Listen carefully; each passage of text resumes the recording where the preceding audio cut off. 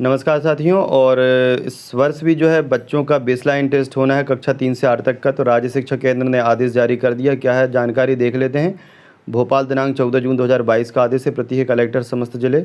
और विषय मूलभूत दक्षताओं का आकलन करने हेतु बेसलाइन टेस्ट सत्र 2022-23 आयोजन संबंधी निर्देश। तो क्या निर्देश हैं देख लेते हैं कि शिक्षा का अधिकार अधिनियम की धारा 24 में उल्लेख किया गया है कि शाला स्तर पर इस प्रकार योजनाबद्ध प्रयास किए जाएं कि प्रत्येक बच्चा अपनी कक्षा के अनुरूप निर्धारित दक्षता एवं कौशल अर्जित कर सके।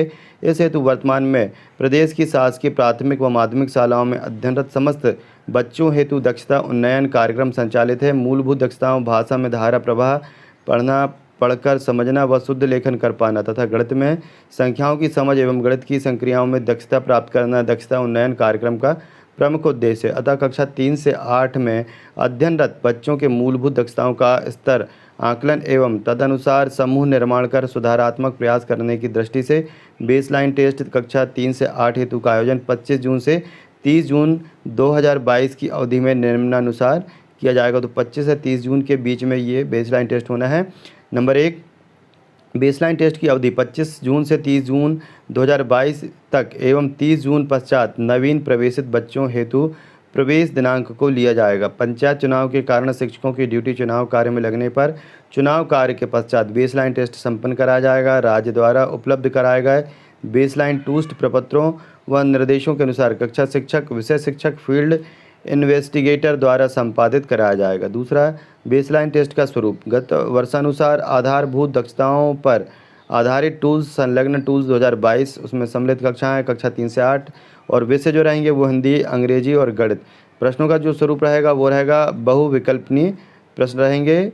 और कुल प्रश्न जो रहेंगे प्रति जो कक्षा है प्रति विषय 15 प्रश्न रहेंगे। कवर किए जाने वाले लर्निंग जो आउटकम है उसमें अध्ययनरत कक्षा के कोर लर्निंग आउटकम अर्थात लर्निंग आउटकम ऐसे हों जो उस कक्षा का प्रतिनिधित्व करते हो। नंबर दूसरा जो है गत वर्ष अध्ययनरत कक्षा से पूर्व की 2 कक्षाओं के कोर लर्निंग आउटकम्स लिए जाएंगे। उदाहरण स्वरूप यदि बच्चा गत वर्ष कक्षा 5 में अध्ययनरत था तो पूर्व की 2 कक्षाओं 3 और 4 के लर्निंग आउटकम्स को भी लिया जाएगा।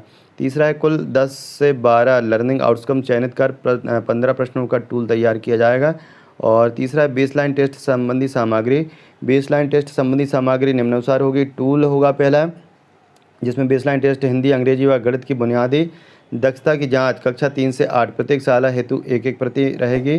फिर रहेगा मूल्यांकन प्रपत्र। तो मूल्यांकन प्रपत्र में विद्यार्थीवार मूल्यांकन प्रपत्र, विषय हिंदी, अंग्रेजी व गणित बेसलाइन टेस्ट ये भी कक्षावार 1-1 प्रति होगा। इसके बाद संकलन प्रपत्र, शालावार संकलन प्रपत्र, विषय हिंदी, अंग्रेजी व गणित बेसलाइन टेस्ट कक्षावार 1-1 प्रति। बेसलाइन टेस्ट जो है विद्यार्थी का स्तर आकलन संबंधी निर्देश बुनियादी दक्षता हेतु कक्षा 3 से 8 शालावार 1 प्रति यह होगी। इसके बाद चौथा पॉइंट है कि बेसलाइन टेस्ट सामग्री के प्रति शालाओं को उपलब्ध कराना। उक्त तालिका में उल्लेखित बेसलाइन टेस्ट सामग्री की 1-1 प्रति समस्त प्राथमिक एवं माध्यमिक शालाओं को जिला परियोजना समन्वयक द्वारा टेस्ट अवधि प्रारंभ होने के पूर्व अनिवार्यता उपलब्ध कराई जाए। सामग्री की व्यवस्था हेतु मध्य प्रदेश भंडार क्रय नियमों का पालन करते हुए जिले की अनुमोदित दरों पर मुद्रण कराए अथवा दरें उपलब्ध न होने पर फोटोकॉपी कराने हेतु अधिकतम दर रुपये 0.75 प्रति पृष्ठ की दर से राशि व्यय की जा सकती है। इस हेतु सक्षम स्तर से स्वीकृति ली जाए। फिर बेसलाइन टेस्ट की प्रक्रिया राज्य शिक्षा केंद्र द्वारा उपलब्ध कराए गए टूल्स, प्रपत्र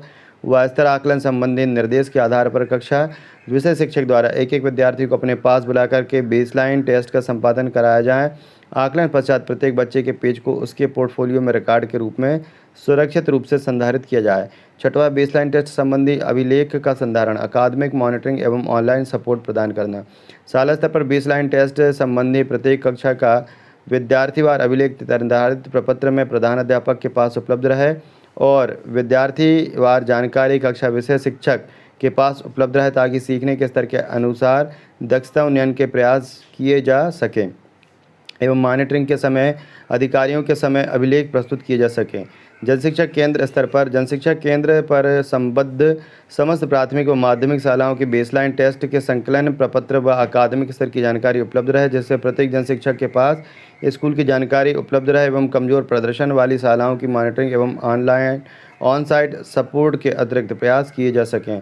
सातवां, पाला शिक्षक बैठक में मूलभूत दक्षताओं की स्थिति को साझा करना। शाला स्तर पर आयोजित होने वाली शिक्षक पालक बैठक में प्रत्येक बच्चे की मूलभूत दक्षता का स्तर पालकों के साथ साझा किया जाए तथा उनसे बच्चों की नियमित उपस्थिति हेतु अनुरोध किया जाए। दक्षता उन्नयन हेतु शाला में किए जा रहे प्रयासों की समीक्षा। बेसलाइन टेस्ट के परिणामों के आधार पर शाला में दक्षता उन्नयन हेतु किए जा रहे प्रयासों की समय समय पर विभिन्न स्तरों से 100% मॉनिटरिंग व समीक्षा की जाएगी।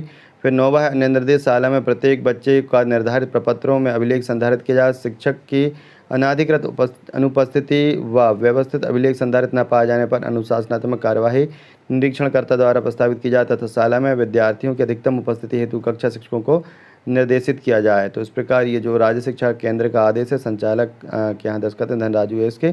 तो इस प्रकार आपको जो है बेसलाइन टेस्ट लेना है और प्रपत्र जो है आपको जो मिलते हैं इस टाइप के आपको प्रपत्र मिलेंगे, जो कि आपको इस टेस्ट के आधार पर इसके आधार पर आपको बच्चों का बेसलाइन टेस्ट लेना है। तो इस प्रकार की जानकारी के लिए चैनल को सब्सक्राइब कर लें, वीडियो को लाइक शेयर करना ना भूलें, जिससे इस प्रकार की जानकारी आपको यहाँ पर मिलते रहती है। धन्यवाद।